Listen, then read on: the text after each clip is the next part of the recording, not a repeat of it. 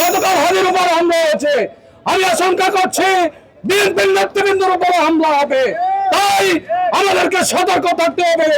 এই গতকালকে যে হামলা হয়েছে, আমি দেখেছি একটা ভিডিও, ফেনীর এক কুলাঙ্গার সে এই হাদিকে জড়িয়ে ধরে তার পকেটে কি জেরা দিয়েছে আমরা দেখেছি। তাকে যদি গ্রেফতার করা হয়, সেই মেজবাউদ্দিন সাইদকে গ্রেফতার করা হলে Next level, well done, side by side, free. আমির খুনিদেরকে চিহ্নিত করা যাবে।